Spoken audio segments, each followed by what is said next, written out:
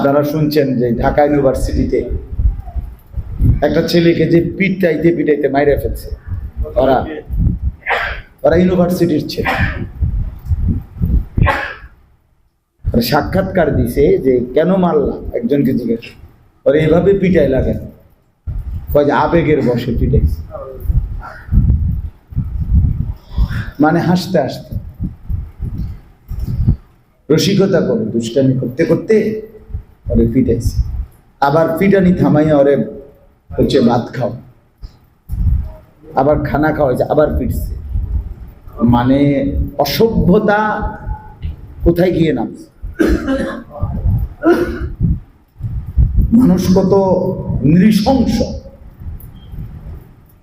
পশুত্বের কোথায় গিয়ে নাম। কোন পশু, কোন জন্তু জানোয়ারও তো এমনটা করে। তাইলে আমরা দিন দিন কোথায় নেমে গেছি। এত বিবেকহীন মানুষ কিভাবে হয়? এজন্য ভাইয়া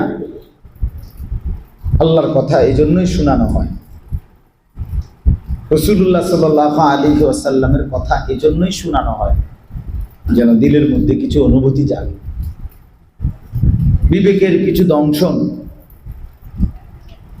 বিবেকের কিছু নড়াচড়া যেন হয়। আমাদের ছেলে পেলেদের চেহারা সুরতের দিকে তাকাইলেই মনে হয় কোনো অভিভাবক নেই, কেউ ডাকে না, সম্পূর্ণ নিজের হাতে স্বাধীন। একটা মোবাইল আর একটা মানুষ, খালাস। এই নিয়েই রাত, এই নিয়েই দিন, এই নিয়েই জীবন। মনের যত ইচ্ছা, আশা, আকাঙ্ক্ষা, আবেগ, অনুভূতি, কল্পনা, জল্পনা সবকিছু মোবাইলের মাধ্যমে পূরণ করতেছে। এইভাবে একটি ঘর, পরিবার, একটা দেশ, একটা জাতি টিকবে না, টিকবে না। কষ্ট হবে আমাদের এই প্রজন্ম নিয়ে এক সময় আমাদের কষ্ট হবে। এখনই কষ্ট হচ্ছে।